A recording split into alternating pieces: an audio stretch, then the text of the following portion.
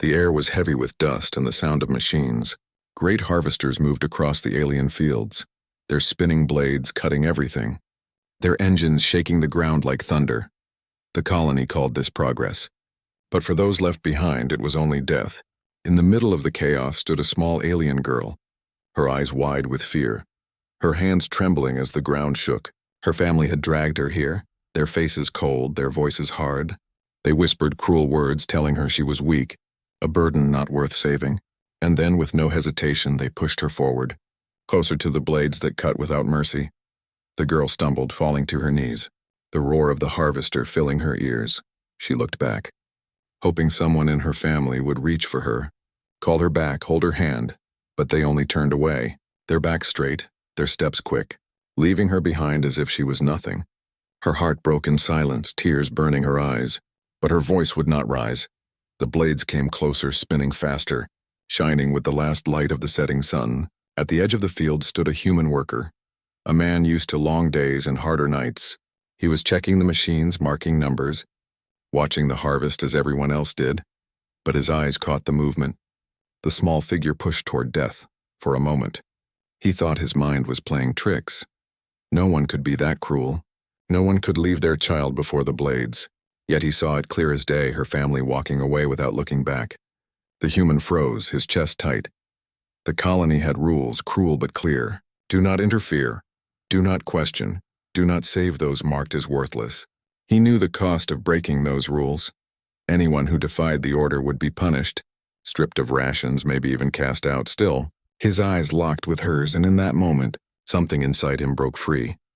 The girl's small hands reached out, her silent cry piercing his heart. The harvester was almost upon her, the air screaming with the sound of blades. Every second stretched into forever. The man's breath caught in his throat. He felt his legs move before his mind gave command. He ran, his boots pounding the ground, his lungs burning. Shouts rose behind him, voices calling his name, warning him to stop. But he did not stop, he could not stop. The girl's eyes widened as she saw him coming. Hope flickered where only despair had lived. The harvester roared, the blade spinning like the teeth of a monster hungry for flesh. The ground shook harder, stones jumping as the machine drew near. The man leapt forward, his arms reaching. He grabbed her thin body, pulling her close. The sharp wind from the spinning blades cut across his skin, burning like fire, but he pulled her back step by step, every muscle screaming, every heartbeat loud as thunder. The crowd gasped, voices mixing with anger and shock. Some shouted for him to let her go. Others cursed his name, but he held her tight, shielding her with his body as if she were his own blood. Together they fell to the ground, the harvester passing just a breath away. The noise was deafening, the danger unending. But they were alive, alive. Against every rule, against every order, against every fear, the girl clung to him, shaking, her small voice whispering one word, why? Her question cut deeper than the blades ever could. The human had no answer, only the truth in his eyes, because she was alive, because she was innocent, because someone had to care when no one else would. But the eyes of the colony were on him, cold and sharp. He saw their judgment, their hatred, their whispers spreading like fire. He had broken the law, and now both he and the girl were marked. The colony would not forgive, they would not forget. As the dust settled and the harvester moved on, silence fell heavy. The man stood slowly. Holding the girl's hand, he looked at her, small and fragile, yet carrying a strength he did not understand. In that moment, he knew his life had changed forever. He had chosen, and there was no turning back. The harvester's blades faded into the distance, but their echo remained, not in sound, but in the hearts of those who had seen. For the first time, a human had broken the unspoken wall. For the first time, someone had seen the alien child not as worthless, but as worth saving. The girl's family did not return, their faces lost in the crowd, but she no longer looked for them. Her eyes stayed on the human, the only one who noticed, the only one who cared. And though fear filled the air, a spark of something new began to burn. Not just survival, but hope. The betrayal had begun the story, but the rescue had changed the path. The girl and the human now stood together against a world that wanted them apart. And though danger pressed closer with every heartbeat, their bond had already taken root. The colony would soon test them, the harvesters would soon awaken. But for now, in the shadow of betrayal, a fragile promise was born. a promise that even in the darkest fields, humanity could still shine. The colony did not forget what they saw. Whispers spread through the camp like fire in dry grass. A human had broken the law, and worse, he had done it for her, an alien child, abandoned and unwanted. To the leaders, this was not bravery. It was rebellion. To the people, it was madness. That night, the colony was filled with silent stares. The man walked with the girl beside him, her small hand hidden in his. She stayed close, afraid to be alone again. Every shadow seemed to hold eyes. Every corner carried whispers. Children were pulled away when he passed, men turned their backs, women muttered curses under their breath. No one smiled, no one offered kindness. The girl said nothing, but her eyes asked everything. Why did he save her? Why did he risk his life? Why did he stand against his own people? The man had no words, only silence and the strength of his grip. He took her to his small shelter at the edge of the colony. It was not much, just walls of metal and a roof that leaked when storms came. But it was better than the cold dirt outside. It was the first place where she was not pushed away. As the night deepened, the sound of the harvesters rumbled in the distance. Their endless work echoed like giants breathing in the dark. The girl curled up in a corner, still shaking, her eyes wide open. The man sat nearby, sharpening tools he did not need to sharpen. His thoughts were heavy, his heart restless. He knew what was coming. The leaders would not let this pass. No one challenged the order of the colony without paying a price. At dawn, the soldiers came. Heavy boots crushed the ground. Rifles gleamed in the light of the twin suns. They marched to his shelter, their faces like stone, their voices cold. "Give her to us," they said. "She does not belong." The girl pressed against the wall, her body trembling, her eyes filled with fear. The man stepped forward, his hand raised, his voice steady though his heart pounded. "She stays with me," he said. The soldiers laughed without humor. "She is nothing," they spat. "She is less than nothing. She is a curse." The man's jaw tightened. "She is alive," he answered. "And that is enough." The soldiers raised their rifles, the crowd gathered behind them. People wanted a show. They wanted to see punishment. They wanted to see the human broken for choosing mercy. The girl clutched his arm, her small fingers digging into his skin.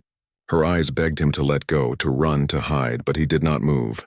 The soldiers took a step closer, their rifles aimed at his chest. The man's heart hammered, every instinct screaming at him to fight, to grab a weapon, to strike. But he knew a fight here would mean death. Not just for him, but for her. Then from the distance, the ground shook. The sound of harvesters grew louder, but it was not their time to work. Something was wrong. The soldiers paused, their eyes narrowing. The people turned, confusion spreading across their faces. The girl's eyes widened. She whispered words in her own language, words the human could not understand. But her tone carried fear, and something more, warning. The earth trembled again. Stones rolled across the ground. Metal walls shivered, and then beyond the colony gates, one of the great harvesters moved without command. Its engine screamed, its blades turned faster than ever before. It was not harvesting, it was hunting. Panic spread like lightning, people screamed, running in every direction. The soldiers turned their rifles from the man to the machine. The harvester crashed against the outer walls, tearing through steel like paper. Dust and fire filled the air. The colony became chaos. The man grabbed the girl's hand, pulling her away from the shelter. "We run," he said, his voice sharp. She nodded, trusting him completely. Together they moved through the panic, slipping past soldiers, past terrified colonists, past falling walls. The harvester cut deeper into the camp, its blades glowing with heat, its engines roaring like a beast freed from chains. It was no longer a tool, it was alive. The girl's voice rose again, strange and trembling. The human could not understand, but the harvester seemed to hear. For a moment its blades slowed, its engine stuttered. The girl's face twisted with pain, her small body shaking as if the words drained her strength. The man pulled her close, shielding her from falling debris. "What are you doing?" he asked, his voice tight with fear. She looked up at him, her eyes glowing faintly. "Trying to stop it," she whispered. But the harvester roared louder, pushing against her weak command. The man lifted her in his arms and ran. The ground split behind them, fire rose, screams filled the air. Every step was a race against death, every heartbeat a fight for survival. The girl pressed her face against his chest, her tears hot against his skin. Still, she whispered, her voice weak but unbroken. Don't let me go. He held her tighter, his body burning, his lungs aching. His legs heavy as stone, but he did not let go. Not when the walls fell, not when the blades came close. Not when the world itself seemed ready to end, because he had made a choice. And nothing, not the colony, not the soldiers, not even the harvesters, would take it back. They reached the far edge of the camp, stumbling into the open wild behind them. The harvester crushed metal and fire, its roar chasing them into the distance. The colony was no longer safe. The rules no longer mattered. They were hunted now, by machines and by men. But in that moment, as the human carried the alien child into the unknown, they were alive, and for the first time they were free. The wild outside the colony was not safe. The land stretched wide, filled with sharp rocks, broken machines, and strange plants that glowed at night. For most colonists, stepping beyond the walls meant certain death. But for the man and the alien girl, it was the only place left behind them. The colony burned with fear, and the harvesters still moved like restless beasts. The man found a small cave hidden in the cliffs. It was dark, cold, and narrow, but it offered cover from the machines that roamed the fields. Inside, he set her down, his chest rising and falling fast. The girl sat silently, her arms wrapped around her knees, her eyes large and shining in the dim light. She did not cry, though her body shook. She had no tears left, only emptiness. The man built a small fire with broken wood. Its light pushed back the shadows, its warmth softened the cold. For a while they sat in silence, only the crackle of fire filling the air. Finally, the girl spoke, her voice quiet as falling ash. Why? She asked again, the same word she had whispered before. Her eyes searched his face, her voice carrying both confusion and hope. The man stared into the flames. He had no simple answer, no great speech. He only said, "Because you were alone." The girl tilted her head, her small hands clutching the thin blanket he gave her. "No one saves the alone," she whispered. Her voice carried the memory of betrayal, of being pushed toward the blades. The man felt his chest tighten. "Then they are wrong," he said firmly. From that night, a fragile bond began to form. The man hunted small creatures for food, cooked roots he found in the dirt, shared water from cracked pipes. The girl watched him, followed his movements, learned his ways. At first she spoke little, only listening, but slowly she began to mimic his words. Her voice broke with strange sounds, but the meaning was clear. Day by day, her language grew, day by day. Their silence turned into small conversations. One evening, as the sun set red against the horizon, the girl sat close to him by the fire. She pointed at the stars above, her finger tracing the brightest ones. In her language, she whispered names. Soft and melodic, the man listened, repeating them clumsily, making her laugh for the first time. It was a small sound, fragile yet bright, a sound that felt like light in the endless dark. But their peace was never full. Every night, the roar of harvesters echoed from the distance. Sometimes, their massive shadows passed close to the cliffs.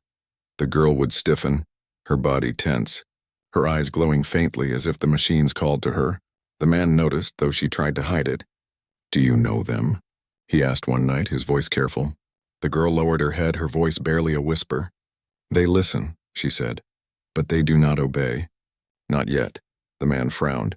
He wanted to press her, to demand answers. But she looked so small, so tired, so young. Instead, he only placed a hand on her shoulder. "Then we stay quiet," he said. "We stay alive." Days turned into weeks. Together they built small defenses, sharpened sticks, moved stones to block the cave's entrance. The girl learned to light the fire, to boil water, to signal when danger came. She grew stronger, her eyes sharper, her steps quicker. The man saw the change and felt a quiet pride. She was no longer the trembling child he pulled from the blades. She was becoming something more, yet the colony had not forgotten. Hunters were sent beyond the walls, searching for the traitor and the alien child. One evening, the girl spotted them from the cliff's edge. Men in armor, rifles in hand, moving like shadows through the rocks. She rushed back to the cave, her breath short.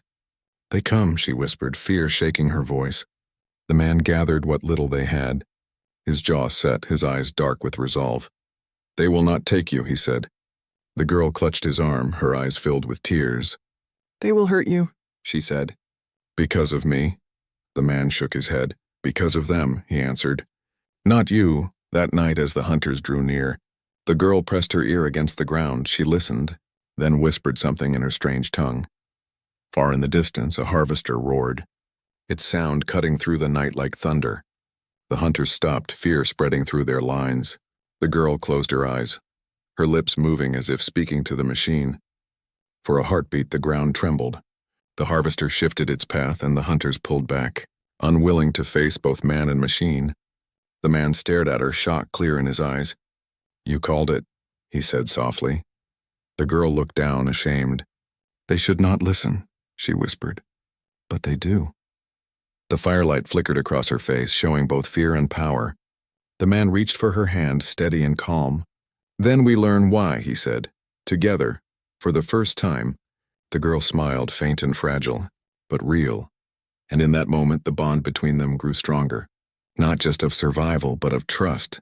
Not just of fear, but of hope. In the wild where machines hunted and men searched, a man and an alien child sat side by side.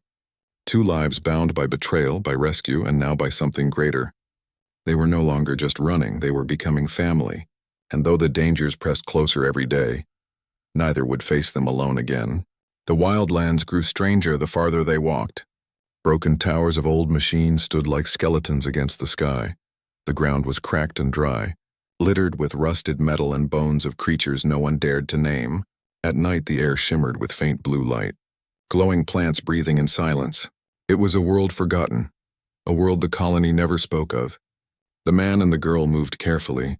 Every step was watched, every sound measured. They had learned to hide, to stay quiet when the hunters came. But the hunters were not the only danger now. The harvesters roamed without order, their blades cutting even where no fields existed.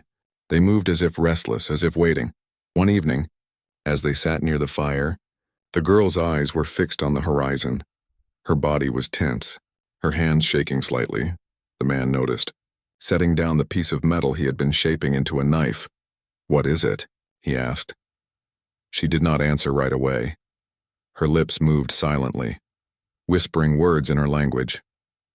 Finally, she said, "They are calling." The man frowned, his chest tight. "The machines?" he asked. The girl nodded slowly. "They are not just machines," she whispered. "They are watchers, guardians, hungry ones." Her words chilled the air more than the night winds. The fire crackled.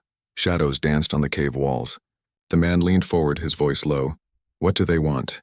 The girl's eyes filled with fear. "They want everything," she whispered.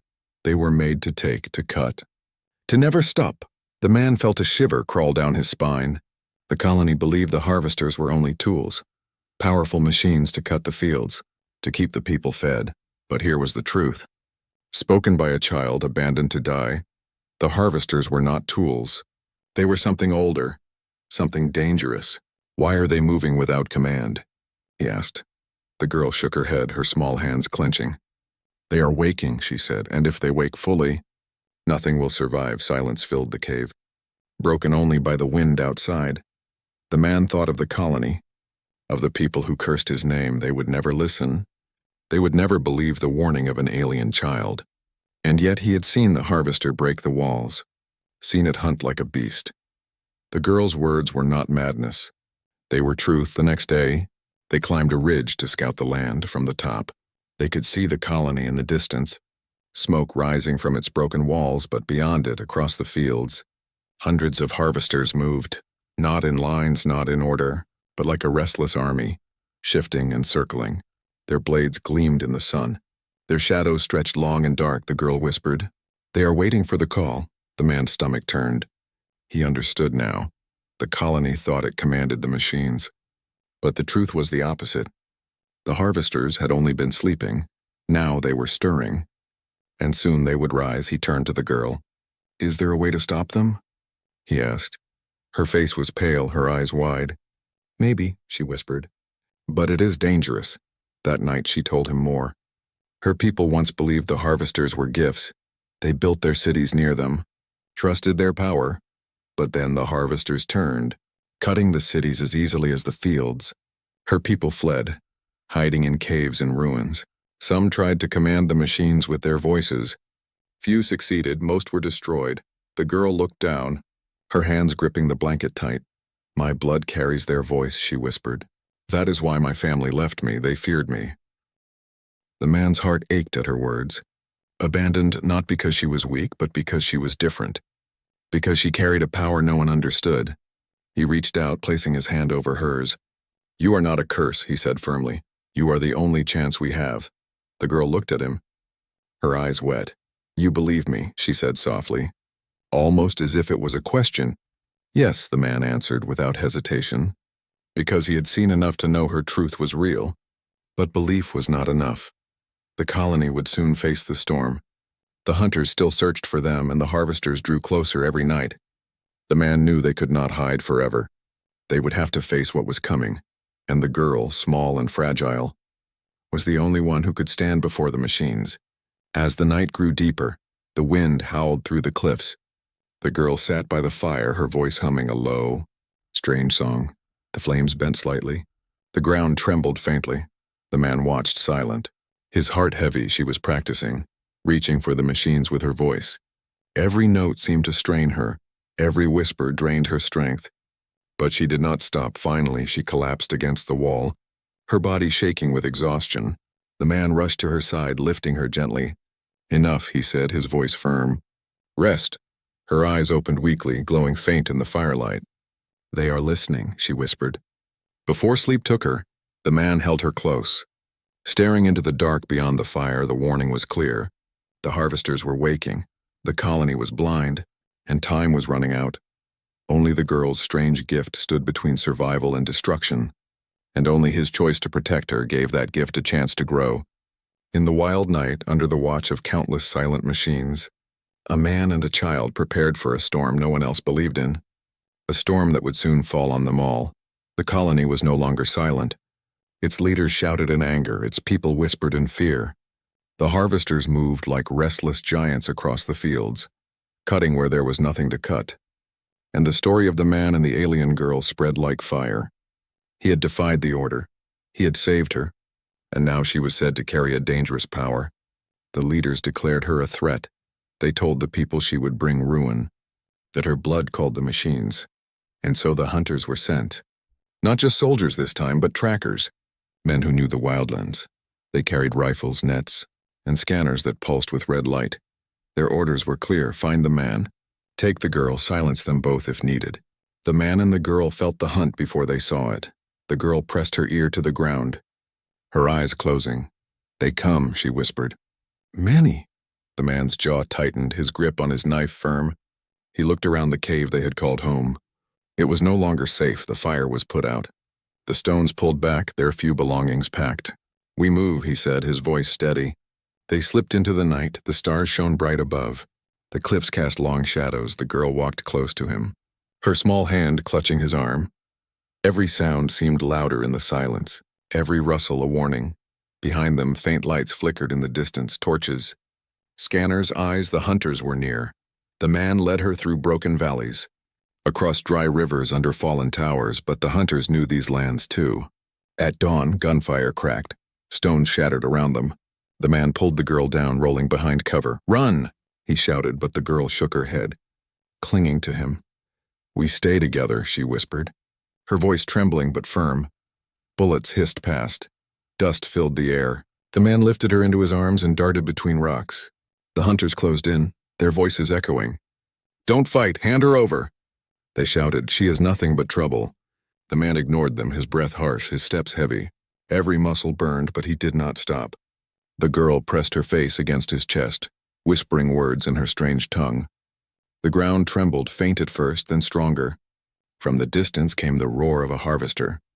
Its massive frame broke through the haze. Blades spinning, engines screaming, the hunters froze, some shouting in fear. But the girl's voice kept rising, her words were weak. But the machine seemed to hesitate. Turning its blades away, the man's eyes widened. She was not just calling them, she was guiding them. The hunters panicked, firing at the harvester. Their bullets sparked uselessly against its armor.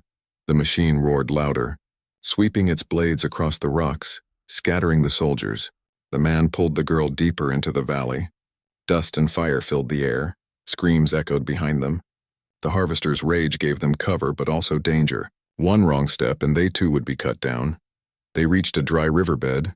Collapsing behind its stone walls, the girl's body shook, her eyes dim, her strength drained. The man held her close. "You saved us," he whispered. She shook her head weakly. "No. I called them," she said, her voice heavy with guilt. "They follow me.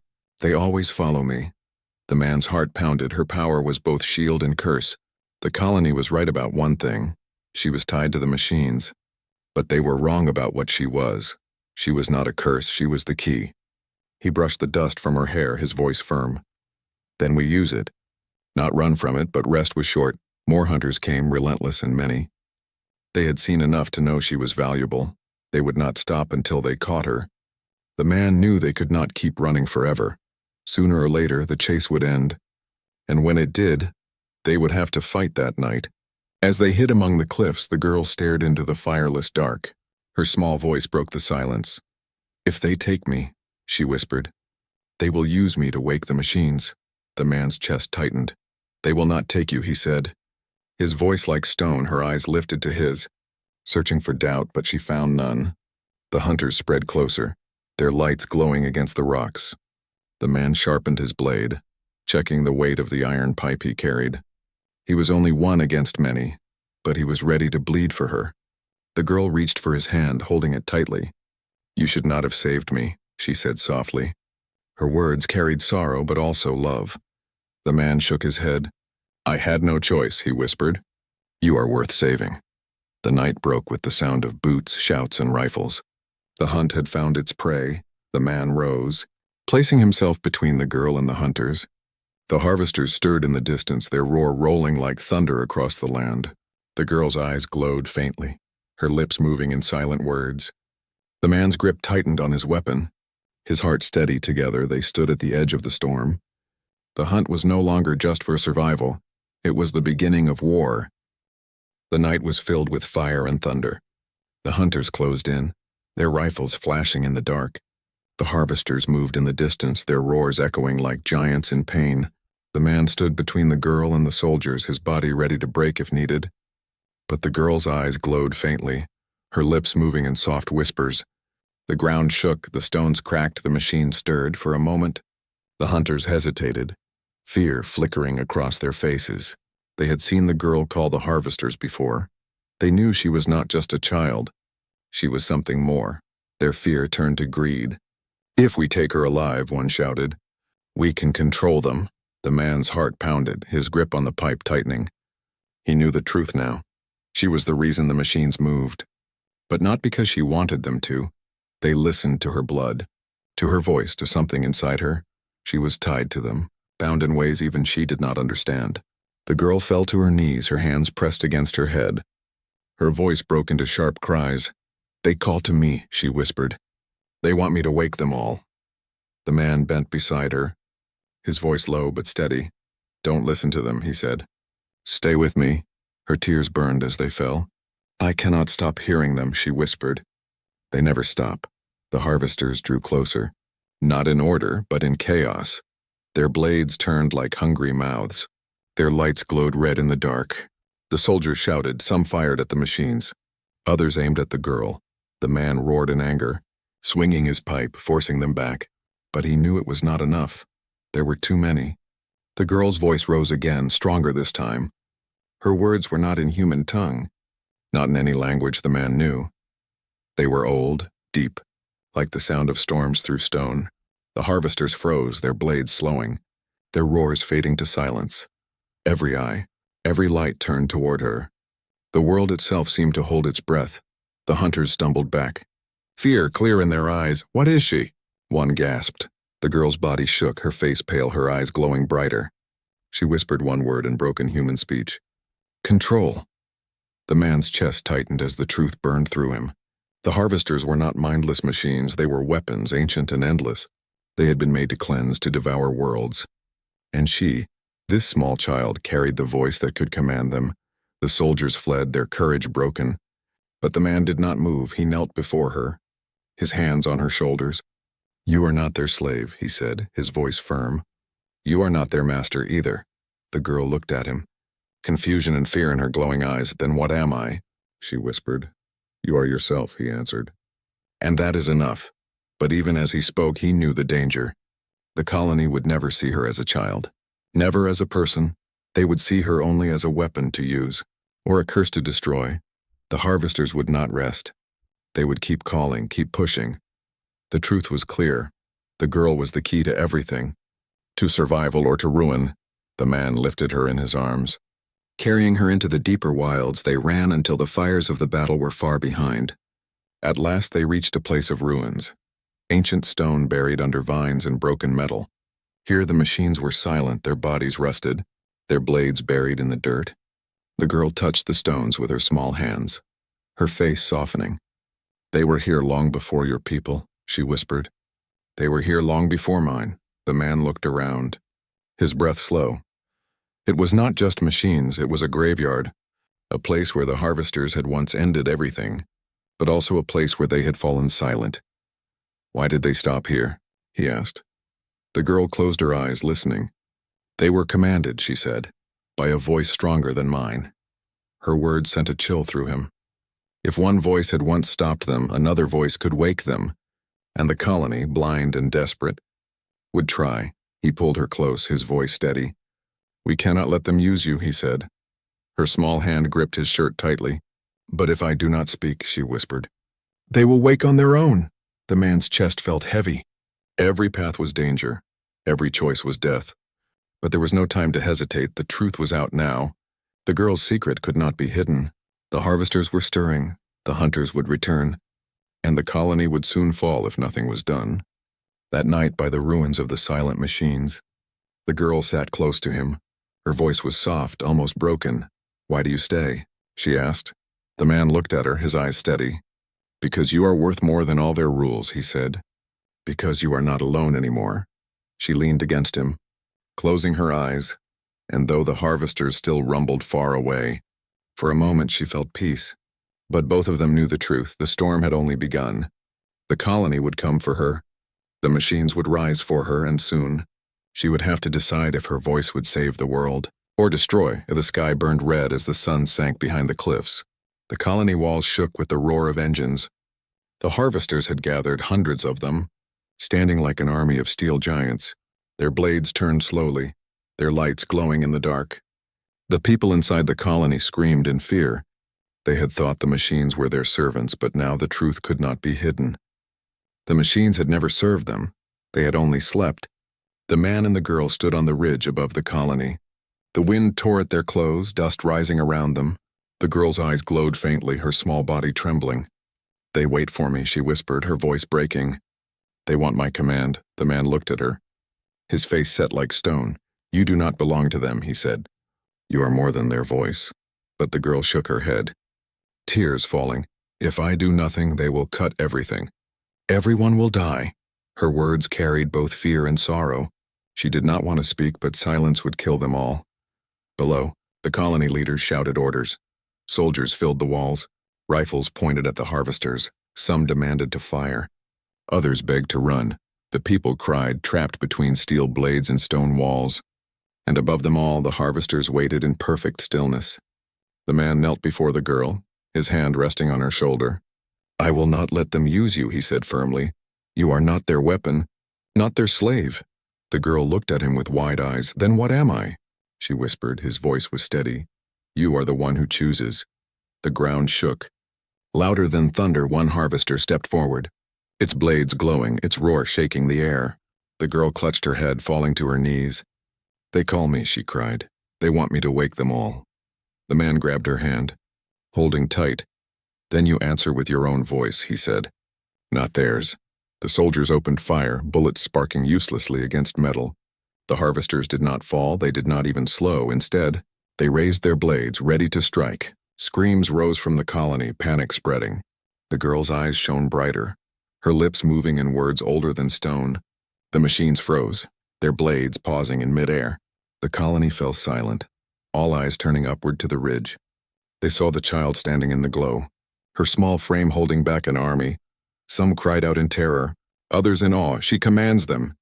The leaders shouted, "She must obey us." But the girl's gaze did not fall to them. Her eyes stayed on the man, the only one who had ever seen her as more than nothing. Tears streaked her face as her voice grew louder. The harvesters trembled, their blades humming. She could make them cut, she could make them stop. She could end everything, or she could save it. But the choice was hers alone. The man whispered in her ear, his voice strong and clear. You decide who you are, not them, not me, not anyone. She looked at him, her heart breaking, her voice shaking. If I command them to stop, they may turn on me, she said. He nodded slowly. Then I stand with you, whatever comes. The girl raised her arms, her voice rising like a storm. The harvesters shuddered, their blades grinding to a halt. The ground split. Dust rose in waves. The air burned with power. The people in the colony fell to their knees. Covering their ears, the machines lowered their blades, waiting, silent, and then, with a final cry, the girl shouted one word, sleep. The harvesters froze, their lights dimming, their engines falling silent one by one. The giants collapsed to the earth. Their blades sank into the dirt, their bodies still as stone. The sky grew quiet, the air still. For the first time in countless years, the harvesters obeyed. The girl fell to the ground, her strength gone. The man caught her in his arms, holding her close. She looked up at him, her voice weak. They listen, she whispered, but for how long?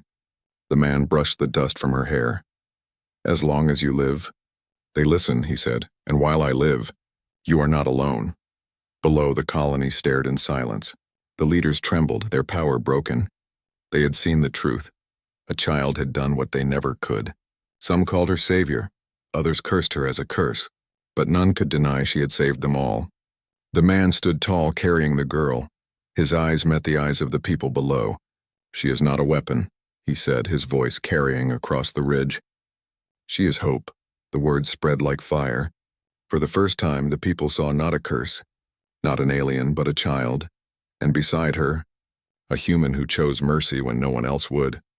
Together they had stopped the blades, together they had changed everything. The suns rose slowly, light spilling across the land.